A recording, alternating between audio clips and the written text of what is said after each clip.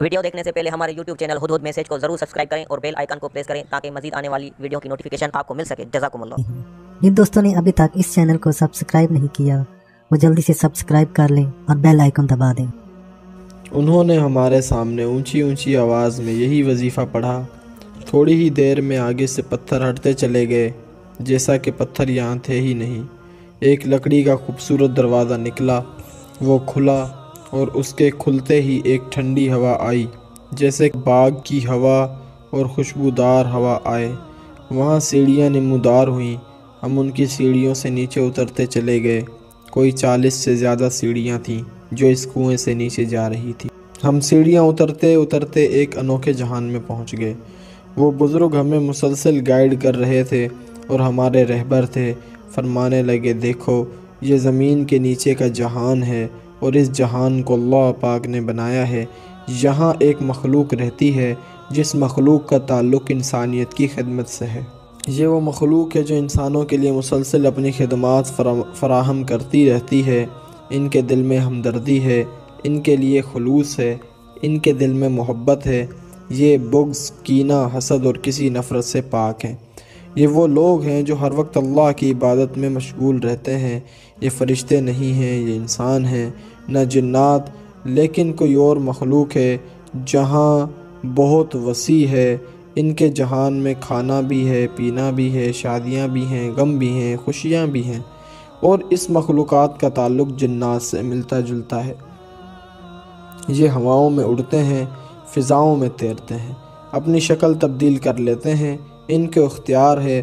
اور یہ وہ لوگ ہیں جو یہی ذکر کرتے ہیں جو میں ذکر کر رہا ہوں۔ بس ان کی عبادت یہی ہے اور ان کی تسبیح یہی ہے۔ ان کے راستے ہمیشہ کنووں سے ہوتے ہیں جو کبھی پرانا قدیم کنواں ہوگا، اور اگر کوئی شخص جس پر اس کے ذکر کا کمال کھل گیا ہو وہ کنویں میں جا کر، کنواں قدیم ہونا ضروری ہے، یہ ذکر پڑھے گا تو ضرور اس کے لیے دروازہ کھلے گا اور وہ اس جہان کی سیر کرے گا۔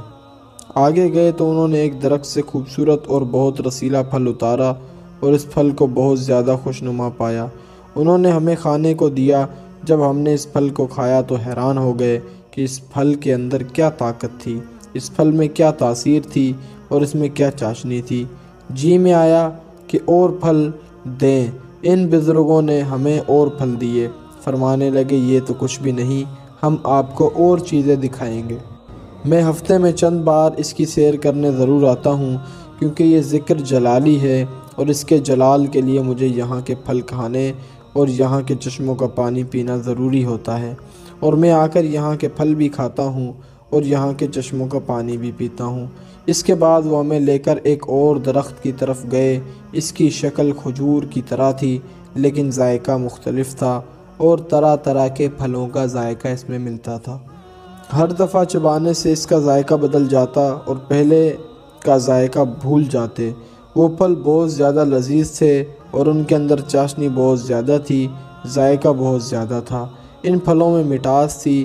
مختلف جگہوں پر لے کر ہمیں چلتے رہے۔ ہم جہان میں چلتے رہے۔ میری حیرت کی انتہا نہ رہی کہ جہاں ہے لیکن یہاں کوئی مخلوق نہیں۔ میری حیرت کو دیکھ کر مجھ سے فرمانے لگے، میں نے کہا تھا کہ یہاں کی مخلوق جنات سے ملتی جلتی ہے، اور ایسی مخلوق ہے جو انسانوں کو بھی نظر نہیں لیکن جنات کو بھی نظر نہیں آتی۔ یہ نہ سمجھنا ہم انہیں نہیں دیکھ رہے، اور وہ تو ہمیں مستقل دیکھ رہے ہیں اور ہم ان کی نظروں میں ہیں۔ انہوں نے بہت دیر ہمیں اس جہان کی سیر کروائی، اس کے بعد واپس ہوئے۔ سیڑھیاں چڑھے، کنویں کے اندر آئے۔ ہمارے واپس آتے ہی کنویں کا دروازہ واپس وہی پتھر، وہی اینٹیں اور واپس وہی نظام۔ باہر آئے، انہوں نے ہمیں تھپکی دی، دعائیں دیں اور واپس چلے گئے۔ یہ تو تھی موتی مسجد کے اس ٹیلے کی ابتدا۔ پھر میں نے مسلسل یہاں مصلی پڑھنا شروع کر دیا، اور مستقل مصلی پڑھتے پڑھتے مجھے ایک عمر گزر گئی ہے۔ یہاں مصلی پڑھتے ہوئے میں نے ہمیشہ یہاں انوارات دیکھے، کمالات دیکھیں، کیفیات دیکھیں اور قرآن کی یہاں تاثیر دیکھی۔ یہ مصلی پڑھتے ہوئے میری زندگی گزری۔ میں نے آج تک مصلی پڑھتے ہوئے جو بھی دل کی مراد مانگی، جو بھی دل کی خواہش چاہی، کبھی مایوسی نہیں، ہمیشہ حاصل ہوا۔ میں ان کی باتیں سن رہا تھا۔ تھوڑی ہی دیر میں سارے جنات جمع ہو گئے۔ میں نے ان کے سامنے کچھ دیر کچھ قرآن کے کمالات کے بارے میں بات کی۔ پھر میری بات کا ان پر بہت اثر ہوا۔ زاروں قطار رو رہے تھے۔ علیحدہ پردے میں خواتین بھی بیٹھی تھیں اور مرد بھی تھے۔ وہ لاکھوں کے قریب تھے۔ موتی مسجد ساری بھری ہوئی تھی اور موتی مسجد سے باہر سارا حصہ بھی بھرا ہوا تھا۔ وہاں جنات کا ایک انوکھا لاؤڈ اسپیکر ہوتا ہے۔ اس میں لاؤڈ اسپیکر کہوں یا کوئی اور نام دوں، وہ مستقل ایسی آواز نکالتا ہے جو میلوں تک آواز پہنچاتا ہے، لیکن اس کی آواز صرف جنات سن سکتے ہیں اور کوئی نہیں سن سکتا۔ اچانک میرے دل میں دوران تقریر ہی ایک بات پیدا ہوئی۔ میں نے حافظ صاحب سے پوچھا، جنہوں نے قرآن کا مصلح سنایا تھا، حافظ صاحب کیا آپ خود بھی کبھی وہاں گئے ہیں، یعنی اس کنویں میں؟ فرمانے لگے، ہاں میں کئی بار گیا ہوں۔ میں نے کہا مجھے بھی لے چلیں۔ کہنے لگے ٹھیک ہے، دعا کے بعد آپ کو لے چلوں گا۔ تھوڑی دیر تقریر کے بعد میں نے دعا کی۔ دعا کے بعد سادہ سے کھانے لائے گئے اور ایک شخص سے ملاقات کرائی۔ کہنے لگے کہ یہ وہ شخص ہے جو صدیوں سے موتی مسجد کی خدمت کرتا ہے اور جھاڑو دیتا ہے۔ نہایت غریب شخص ہے، لیکن اسے موتی مسجد کی خدمت سے بہت پیار ہے۔ میں نے اٹھ کر کھڑے ہو کر اسے گلے لگایا، کیونکہ غریب کو گلے سے لگانے سے مجھے بہت سکون ملتا ہے۔ میں نے اس کا حال احوال پوچھا۔ کہنے لگے مجھے موتی مسجد سے بہت انس ہے، پیار ہے، محبت ہے۔ میں موتی مسجد کو بہت زیادہ صاف ستھرا رکھتا ہوں۔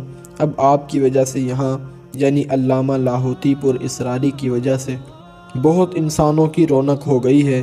آج سے چند سال پہلے جب آپ نے موتی مسجد کو متعارف نہیں کروایا تھا، یہاں صالحہ سال کوئی انسان نہیں آتا تھا۔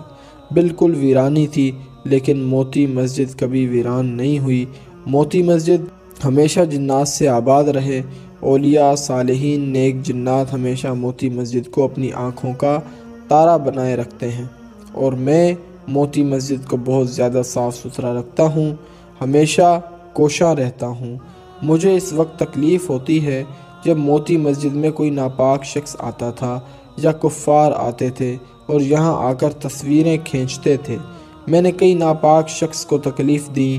ایک ناپاک شخص آیا، میں نے اس کی گردن توڑ دی۔ بظاہر اس کا حادثہ ہوا اور وہ مر گیا۔